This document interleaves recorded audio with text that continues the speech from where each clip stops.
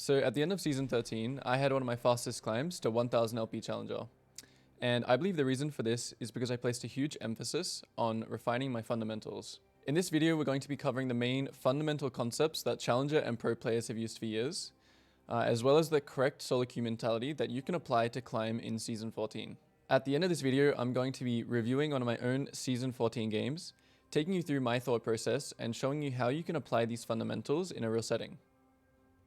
What's up everyone, I'm Coach Leo, also known as Babip. I've been a professional jungler for the past 6 years, played at Worlds 4 times, and have plenty of coaching experience. If you're interested in fast-tracking your learning and achieving your desired rank, book a private coaching session or join the community by heading over to the Jungle Gap Discord, which will be in the description below. Okay, so heading into the video, the first topic we're going to be covering is SoloQ mindset and mentality. Now in SoloQ, your teammates are 4 unknown variables. So factors such as skill level, communication, differing opinions means that theoretically correct plays or plays that you think are correct will not always work. With you being the only consistent factor in your games, the mentality that you need to have is to have low or zero expectations for your teammates, and to rely only on your own decisions and plays. This mentality will benefit your learning as it holds you accountable for any failed plays or mistakes that you make. Although most players know this, it must be reminded as it's easy to fall into the trap of blaming your teammates.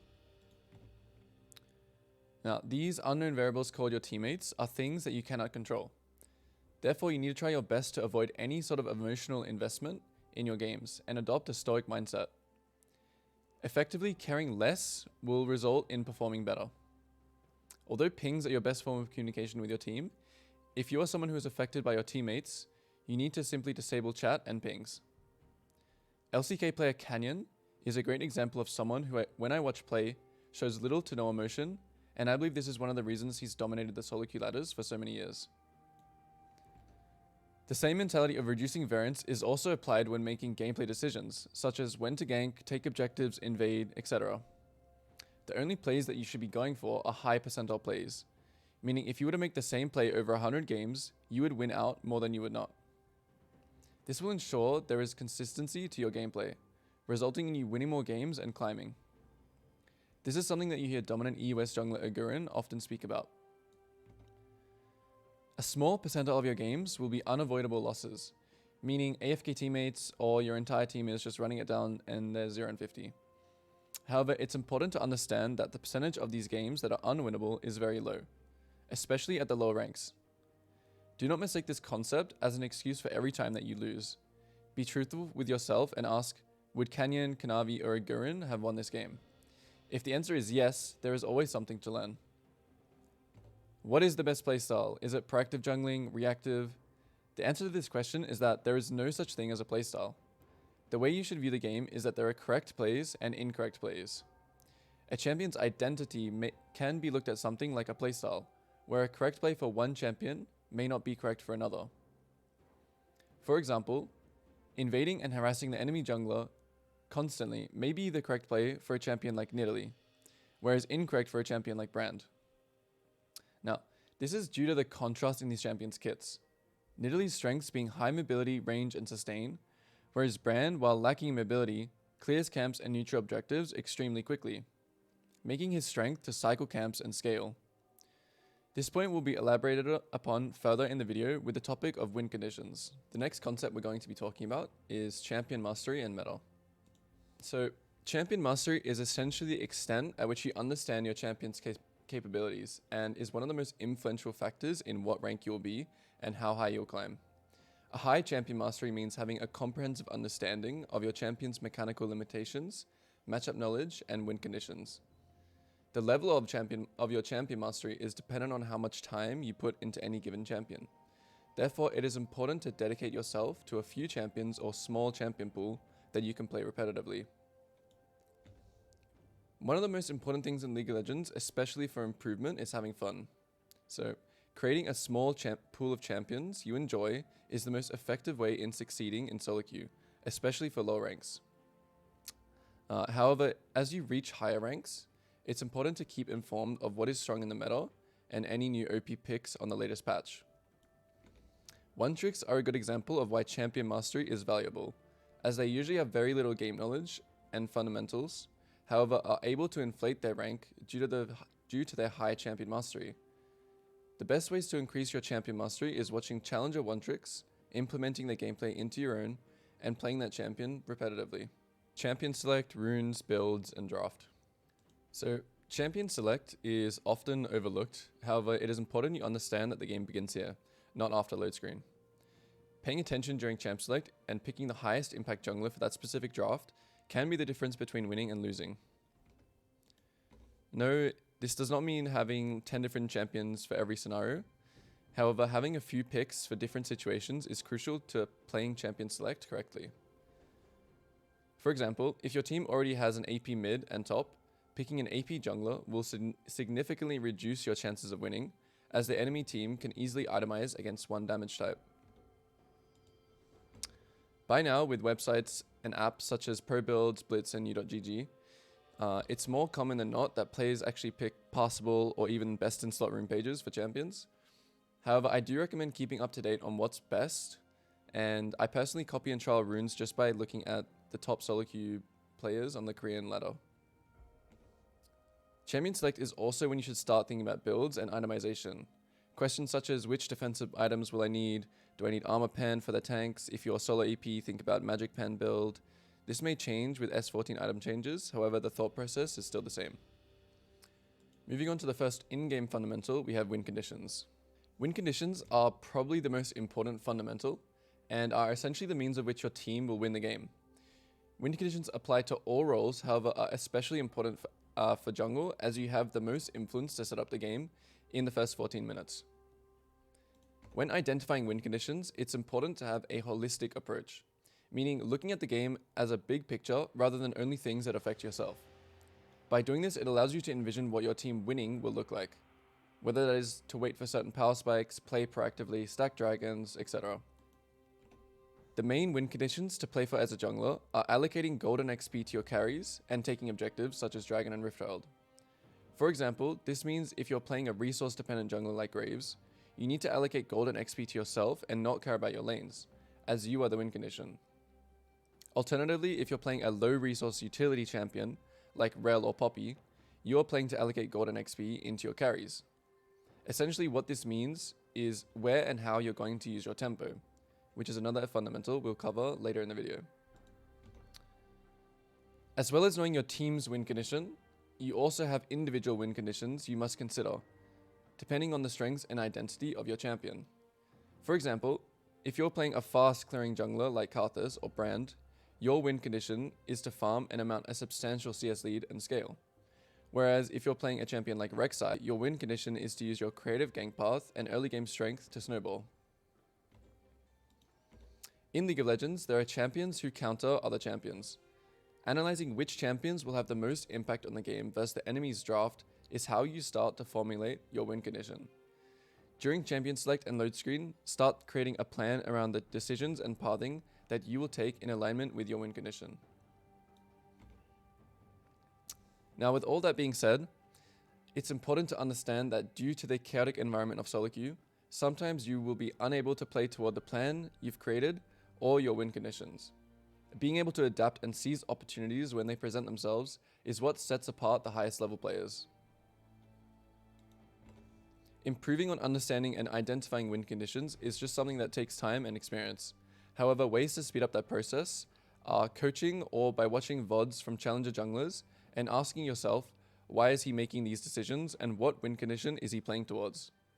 If you're below the rank of Diamond, I suggest focusing more on your champion's identity and the individual win conditions as your first priority, and then consider team win conditions. A major part in playing around win conditions is having a good understanding of your laners' matchups. Identifying which lanes based off draft will have the highest impact on the game is where you should be looking to spend most of your tempo. This knowledge allows you to be at the right place at the right time, knowing when you can influence certain volatile matchups or when not to waste your tempo on passive lane states. Understanding your lane matchups will also allow you to play around priority correctly, specifically in the early game and first clear. Lane priority can be a very strong advantage if used correctly, and can be devastating if you do not play around the enemy's priority accordingly. Now, of course, I don't really expect or think it's realistic to understand every champion and every matchup, as not even pro players do this. However, developing a simple baseline can make a big difference in your games. Although this fundamental is targeted for higher ranks, I believe that all junglers can benefit from it. Tempo and how to utilize it. So I would probably consider tempo to be in the top 3 most important fundamentals.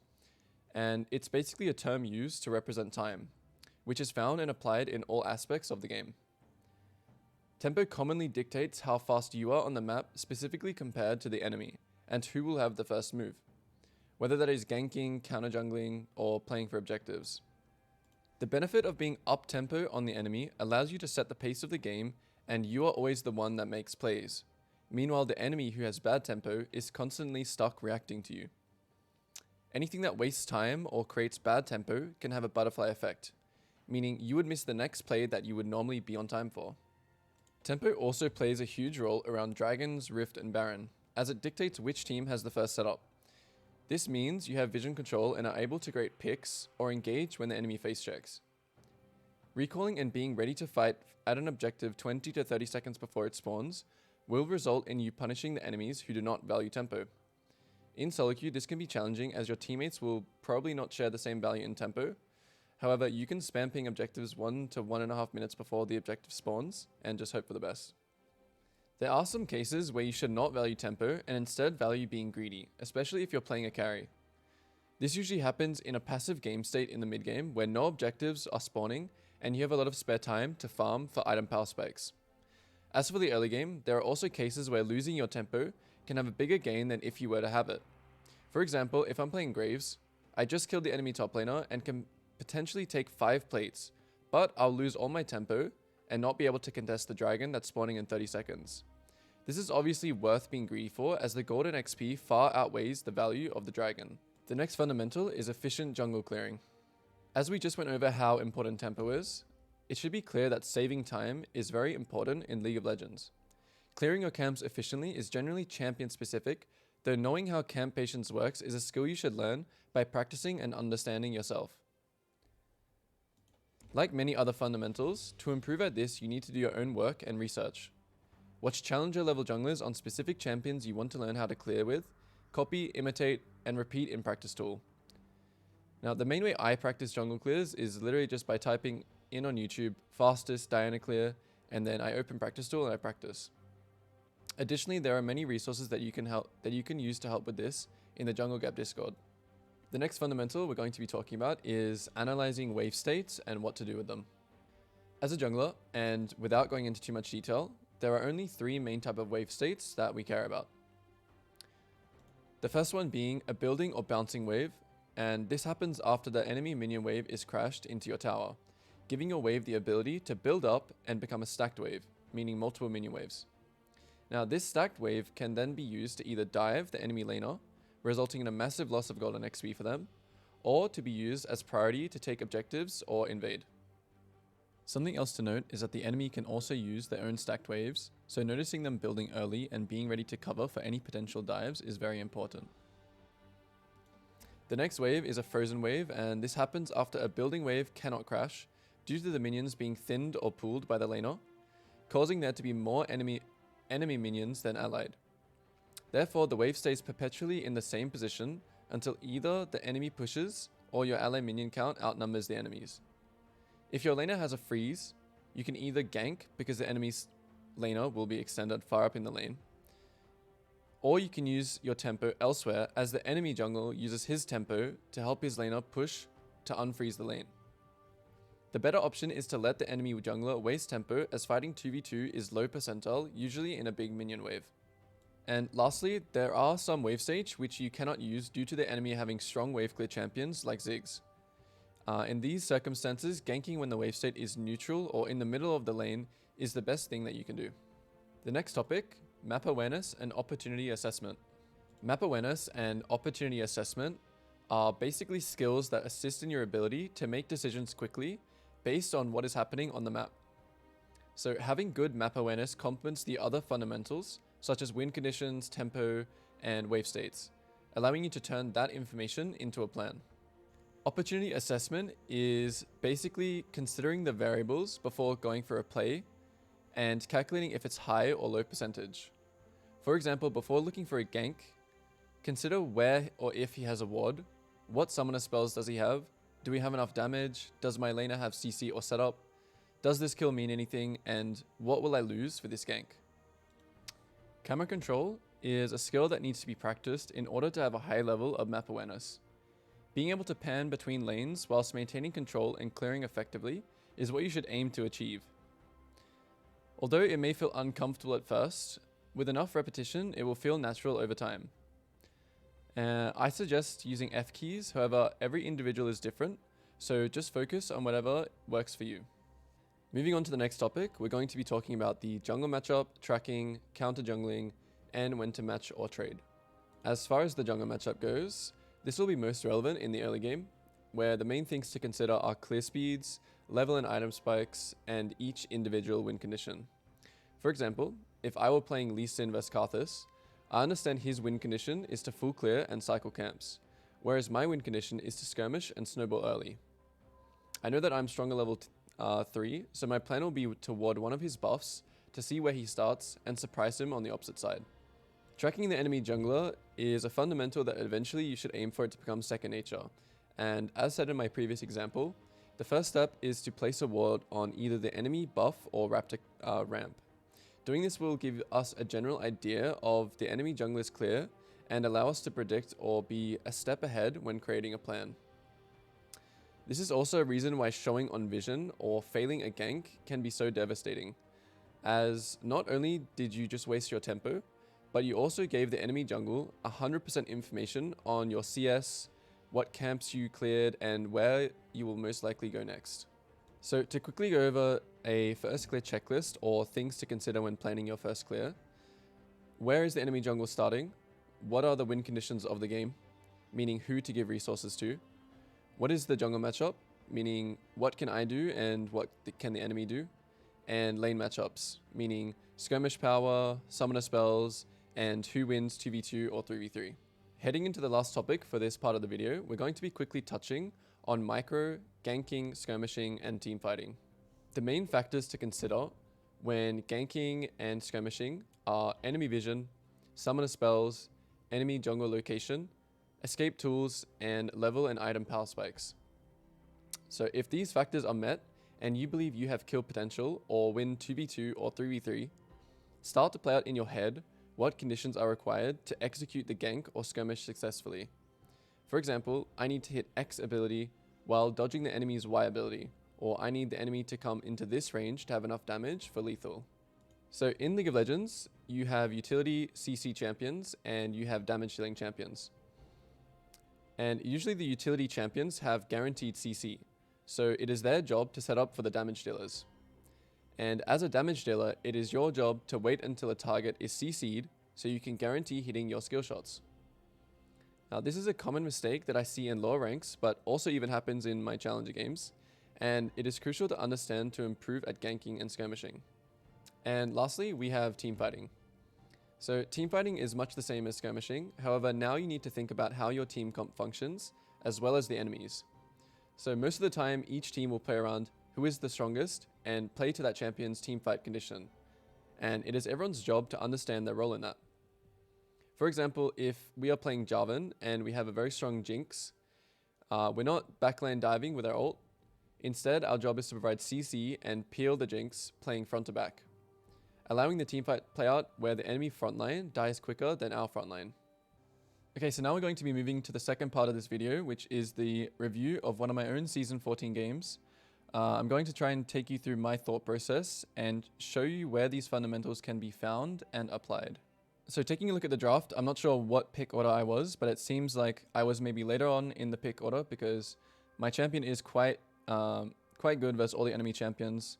Obviously very good versus melee champions, and the sleep is quite, oppressive for champions like Mastery and Vladimir. And as on my team, on the blue side on my draft, we have not too much AP, although I build the Andrews, so it's not too much of an issue. And we also have some heavy AD source of damage with Quinn and Samira. So overall in this draft, my pick, looking at that as a first fundamental, my champion is quite, it's a highly impactful pick. Let's now pretend that all champions are locked in and, you know, what are the things that we want to think about? So we don't have much time. You know, we have champion select and load screen. So the things that you want to immediately think about is, you know, the holistic approach. What is the win condition of your team? Maybe what is the win condition of the enemy team?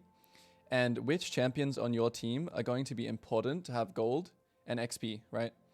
So the immediate thing that I look at in this game is obviously in the bot lane we have Samira and Draven. And so I'm now starting to formulate my plan around, you know, what is their lane matchup? What do they need? What do I need? And I'm starting to formulate my plan around the fact that I have this Samira versus Draven bot lane, and that's most likely going to be my main condition because, you know, Draven without gold is useless. Samira without gold is useless. So as soon as this lane starts swinging in one way, that will be the highest chance of me to win this game.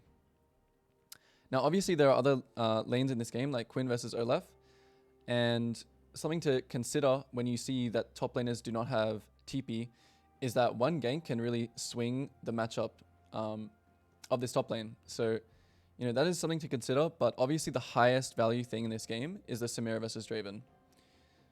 In the mid lane, you know, Silas versus Vlad, very non-interactive, I would say. There's not much kill threat for us against Vladimir. And, you know, for Silas, he is just wanting to, you know, farm and get his roams off and impact the map that way. So once you've formulated what your win condition is, now is the time to start planning around your first clear and what you're going to do to play around that win condition. So in this game, I think there is chance that Draven controls the wave, and so he can potentially dive my bot lane on the third wave. I know that I won't have priority in bot lane, but my first clear is to full clear down and to protect the Samira. We're not going to be looking to fight 3v3 because I think they are stronger. And, you know, in this game, I want to wait till we're level 6 to be able to win the bot 3v3. So here, my first plan, kind of like checklist, is that you want to find out where the enemy jungle is starting. And this is my first mistake. I should have pinged my laners to come and help ward this. So I just wanted to get a ward on his raptors, but, you know, I could have died here or lost my flash here. So this was a bad mistake already. And now going on to the clear, I want to quickly talk about, you know, clearing efficiently. This is obviously going to be champion dependent, but most champions want to pull camps to their maximum leash range, right? And maybe, you know, small things like, you know, double queuing, camping like this can really save 5 to 10 seconds off your clear, which can be really impactful on, you know, your tempo, because this applies throughout the entire game. So yeah, always just pulling things to their max range. And so, you know, as you clear, you want to be looking at your lanes, especially your win condition. And so this first round, I think that nothing happens. You know, my Samira doesn't trade, they don't dive bot, and I immediately hit a reset here because, you know, I don't have prior middle bot, so I can't go for the bot grab, so I immediately just reset here. And I ping where Musty is. So that's round 1 finished. And so starting off the second round, small notes about items. I shouldn't have bought a pot as Lilia. So for some champions that you just do not need, you know, you don't need a health pot. I think Agurin was the first person to kind of start this thing. But yeah, buying, you know, just saving the 50 gold is also useful. And if you're playing AP junglers, I would always recommend to build Dark Seal if you have the money for it. So that's just a small thing to note in this game. And so here I think, yeah, so Musty shows here. So as expected, you know, we saw where he started. He started topside, and now he shows in the tri-bush. And because I know he started on his red side camps, I know that his Krugs are probably going to spawn around 410 to 415. So he is already making a mistake by, you know, going for a hope gank on my bot lane. There's obviously nothing there. And the punish to that is, as you can see here again, he's just hope ganking mid. And he's still not crossing to his top side because, for whatever reason, you know, he still hasn't based yet. His tempo is awful. And so I punish that immediately. And so it's really important when you see the enemy jungle showing that you immediately come up with a plan to punish, you know, that wasted movement by him, that wasted tempo. So this is me punishing his wasted tempo, me having the first move. Obviously, it eventually works out because they 4-man dive mid. But yeah, like, we don't care about obviously playing Lilia, my individual win condition is to farm up, hit level 6, and impact the bot lane. And so that's what I'm going to stick to doing. I'm not going to do anything else. I'm not going to stray away from my plan, you know, unless something major happens. And so yeah, I think there's a small chance that he's on my topside camps, and I see that my Grump is gone. So now I walk down to my Wolves, check if he's here. No, he's not here. So he must have reset. So I'm tracking him. I know exactly where he is. I took his topside camp, so he has to go bot side next. And something small to note here, I didn't know this at the time, but after Crab, I should have taken one of the big grubs, because the first big grub gives 200 or 300 XP, I believe. So that's the first thing that that I definitely should have done there, and something that you should also do in your games in season 14. It's really broken to do, just taking one, you kill it instantly. And so yeah, I know Yi is on bot side now. Well, actually no, he shows on my ward and he's completely homeless. So he should have gone bot side to his bot side camps, but instead he's walking to his dead top side camps. And my Quinn has priority, so he may look to do grubs, but we have a ward. And so if he does the grubs, which I believe does happen, he starts doing them, I'm immediately going to play on this bot lane bounce or freeze. And in the video I did say that it's bad to gank a lane, like a stacked wave, because, you know, they can potentially 2v3 us here. But because I have guaranteed information on the Master Yi, I'm willing to go for this play anyway. And, you know, my Maokai leads, he has Aftershock, so I don't think it's very easy for him to get one shot here.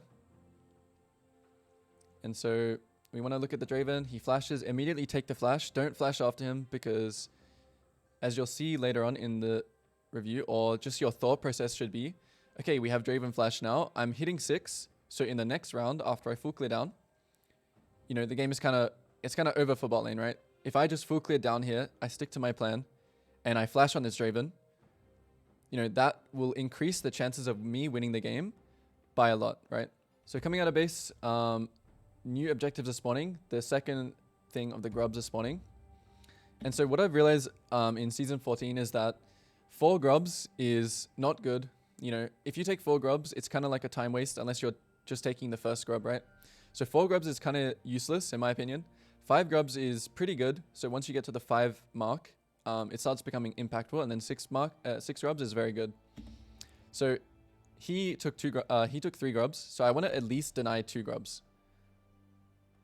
And that's just how I think about the game right now, from the games that I've played. So here, I'm looking to deny 2 grubs. They come to contest, and, you know, Master Yi can't really play against my champion. It's just kind of useless, actually. But yeah, they come into contest. All good. Now, I'm just going to go back to cycling my camps. You know, this is a time where you can kind of be greedy, right? I don't want to instantly base here, even though I'm low HP. I don't want to instantly base because there's no reason to. You want to greed, get as much golden XP as possible, put the camps on cycle, and clear down, because there's nothing to really play for here. There's no objectives up. There's nowhere I need to be. So I'm just going to clear down. And another time where, you know, when you see Rel mid here, right? She's leaving Draven alone. So immediately I'm trying to counter that play that the Rel has just done, just based off the information that I'm seeing. And so I'm looking for Draven here because I know that Rel and Draven are split up. And instead I see Rel here coming in. And to talk quickly about micro, when someone is face checking you, or, you know, you're in fog of war, you want to use all your abilities, like your skill shots, immediately. So I don't use Q here. I immediately want to EW because that's the maximum amount of damage that I can output. And, you know, dodge his Q. And this, you know, this micro, why it's important is that I get this kill because I dodge Q and because I land all my abilities. I wouldn't have been able to get that kill if I played it, you know, if I played it worse. If I missed W, if I led with Q and I got hit by his Q, you know, that could have been a miss kill. So the micro in those situations is very important. And that is going to be the end of this round. And so the next one starts, and I'm immediately going back to my top side because I want to keep cycling my camps. I know that my Grump is spawning very soon. and I'm just going to keep cycling, clearing down. The new Rift Herald is kind of tanky, so I would kind of advise to just take it if you have spare time. It is quite strong, but it is very tanky now, so it can be a big time waste. And something else to note is that, you know, my Silas roams bot here, right? And I'm already too late to the play. So in this situation, my thought process is, okay, I'm too late to bot, so I'm going to take over mid, and I'm just going to farm the cannon wave. Because, you know, you just want to keep maximizing resources. You're too late to the bot play, so just do the other thing, you know? And, you know, the Vlad gets hit by my E somehow. I kill him, take the wave, walk down because dragon's spawning. And, you know, off this bot play, the enemy's tempo is very bad, whereas mine is very good. So I just start the dragon here. I know that they're all in base. Just based off, you know, the map and just the fact that that bot play happened. Their tempo is very bad. So I punish it by taking dragon. Back to my camps. And take the bot wave. So in all of these waves, you know, these little moments where you can be taking resources, it's very, very important that you do that, especially on the carry champions. Because this is where, in the mid game, you're going to amount a big CS lead and a big CS, you know, difference between you and the enemy jungle. So just always being as efficient as possible. And so now at this point in the game, we've entered mid game. And so at this, you know, stage of the game, you want to just keep farming, keep cycling your camps all game. But in mid game, this is where you can really start to, as I said, accelerate that CS lead, because there's so much more on the map to farm. You know, there's waves, there's enemy jungle. You're just going to clear a lot quicker because you have items. And so again, clearing down, and the objective spawns. And I think this is a good demonstration of, even though I do remember that this fight, it wasn't really that close, it's a good demonstration of just being on tempo, being to the objective before, and having the setup. And that's just something, you know, in SoloQ, you're not always going to be able to do. I know that because teammates can sometimes just be, you know, they don't care about that. But in this game, we have setup, and they come and contest, and, you know, we just wipe them. You can't play again. My champion's very good versus enemy comp, all melee champions.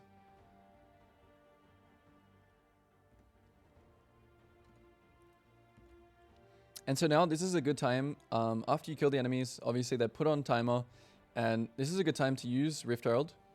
As you can see, new Rift Herald has 2 charges.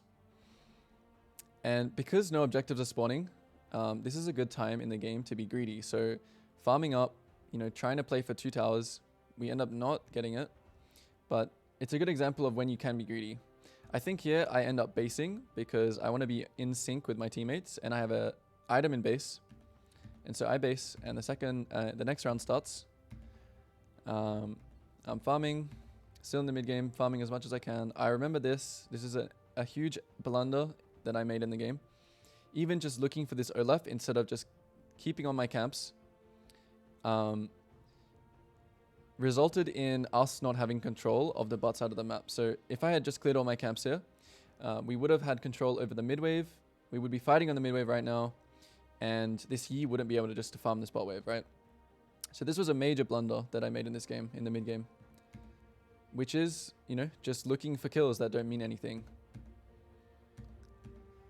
And so the dragon spawning, now we're getting control late. And we catch the Yi here. And I believe the dragon fight is about to start. And some key things that I really want to talk about in this dragon fight is, you know, throughout this entire game, right? I've just been playing to get my item power spikes, and I know that at this dragon fight, if I have my flash Zhonyas and Leandries, you know, if I'm as strong as I am, this fight is never ever winnable for the enemy.